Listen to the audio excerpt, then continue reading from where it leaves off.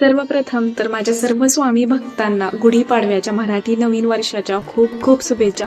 हे वर्ष तुम्हाला समाधानाचं, सुखाचं, ऐश्वर्याचं, आनंदाचं जावं आणि आरोग्यदायी जावं, ही स्वामी महाराजांचरणी आणि आई भगवती चरणी प्रार्थना.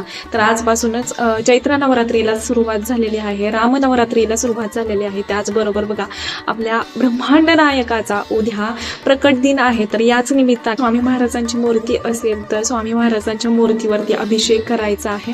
कृतज्ञता व्यक्त करण्यासाठी स्वामी महाराजांच्या हे सर्व काही सेवा करायच्या आहे. तर बघा, स्वामी महाराजांचं जे काही श्री स्वामी चरित्र सारामृत आहे तर ते आपल्याला एक तरी पारायण आपल्या घरात उद्या करायचं आहे. त्याचबरोबर बघा, 11 माळी श्री स्वामी समर्थ श्री स्वामी समर्थाचा षडाक्षरी मंत्र आहे. तर तो 11 माळी जप तरी आपल्या घरात केला पाहिजे. ज्यांना सुतक विटाळ किंवा मासिक पाळी आलेले असेल तर त्यांनी स्वामी चरित्र सारामृत श्रवण केलं तरी सुद्धा काहीच हरकत नाहीये. अखंड श्री स्वामी समर्थ नाम जप केलं तरी सुद्धा काही हरकत आहे. पण तुम्हाला जर असं वाटत असेल की मला देखील सेवा करायची आहे, मला देखील एक पारायण तरी घरामध्ये करायचं आहे, तर श्री गुरुपीठ ॲप तुम्ही डाउनलोड करू शकता. आणि त्यावरती बघा, गुरुमाऊली सुद्धा म्हणतात की ह्यामध्ये बघून सुद्धा तुम्ही पारायण असं करू शकता. म्हणजेच ह्यामध्ये तुम्ही नामजप करू शकता.